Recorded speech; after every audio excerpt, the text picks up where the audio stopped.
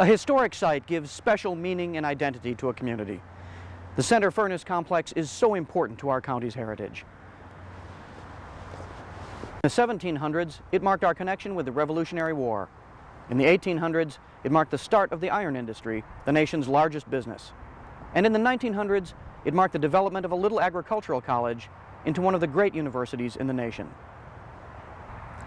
No other place in the county rivals the Center Furnace site in historical significance. Identity, uniqueness, community.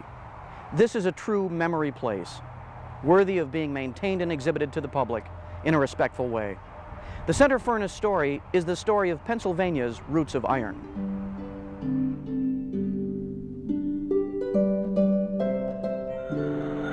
The development of the iron industry in Pennsylvania began in the early 1700s. The discovery of excellent quality iron ore led the industry to rapidly expand. By 1750, Pennsylvania was exporting over 318 tons of pig iron and was leading the industry. The Revolutionary War helped to fuel the need for iron production, and laborers were exempt from military service. It was at this time that two wealthy entrepreneurs from Philadelphia capitalized on the chance to move west. Samuel Miles and John Patton, both Revolutionary War officers, acquired land warrants in central Pennsylvania, and in 1791 began construction of the Center Furnace. The original lands covered an area of more than 16,000 acres. The full plan of operations was not limited solely to the making of iron. It also included the building of a store and sawmill, and the renting and selling of farmland. The furnace was located at the headwaters of Spring Creek, in an area filled with high-grade ore and convenient to hardwood, which would be used for charcoal. The furnace was put into blast in 1792 and immediately faced the problem of transportation. Supplies for the furnace, goods for the store, and the finished iron all had to be transported.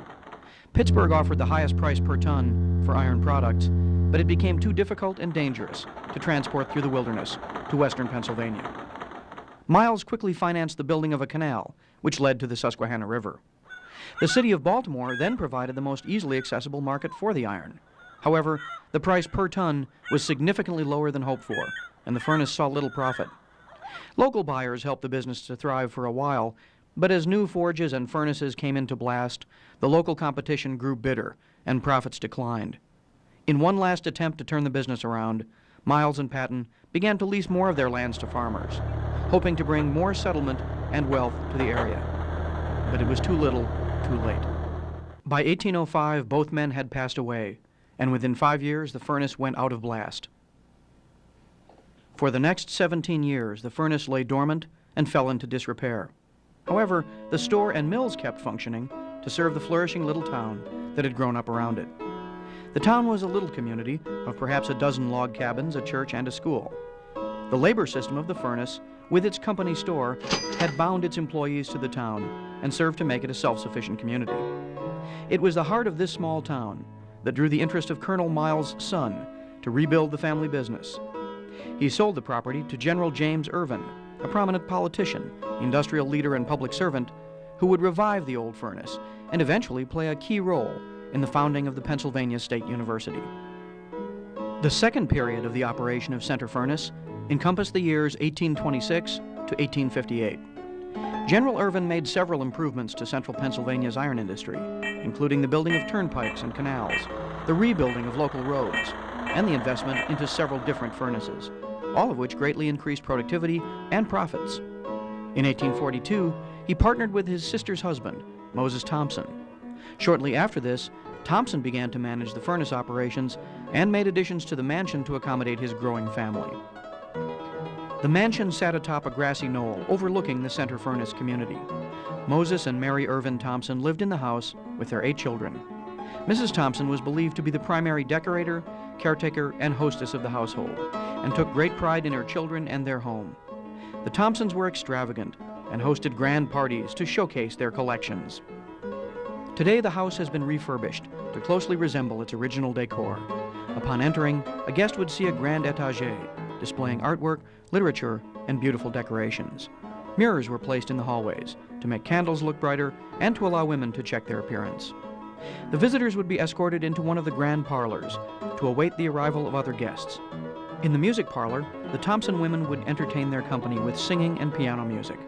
As one moved upstairs, they would see the luxurious bedrooms. Today, each is decorated with both original and replicated objects to closely mimic the original appearance of these rooms. The southwest room is believed to have been the master bedroom, boasting the fanciest fireplace and the most elegant decoration. Aside from the Thompsons' addition to the mansion, there are several parts of the original structure as built by Patton. The hearthroom kitchen is believed to have parts of the original foundation and the wooden stairs. A Georgian-style porch sits behind the current Victorian-style entrance. And if one looks closely, the signatures of the mischievous young Thompson children hidden along the staircase wall will appear. The furnace prospered until 1857, when an economic panic caused a general decline of the iron business.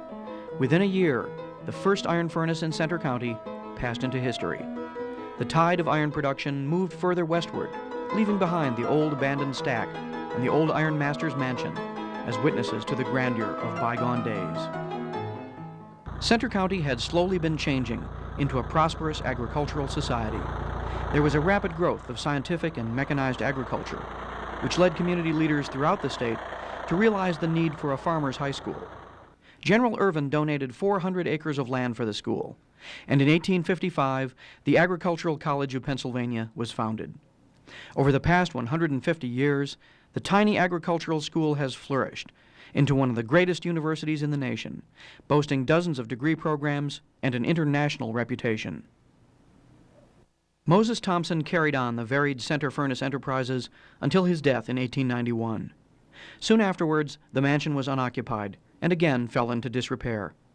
After several attempts to rebuild and revive the mansion and grounds, the Centre County Historical Society took charge and currently occupies the historical landmark. The mansion and the stack still stand to keep alive our remembrance of a significant and dramatic past in these structures. And in the adjacent acres, you'll see an immediate tie with the War for American Independence, with the beginnings of the international iron industry right here in central Pennsylvania, and with the birth of the Pennsylvania State University. The acquisition of the Centre Furnace Mansion as the headquarters of the Centre County Historical Society in 1978 gives the promise that this focal point of the county's history will be preserved for generations to come. Those whose gifts of time and money will help make this possible are honoring Centre County's remarkable heritage, our own roots of iron.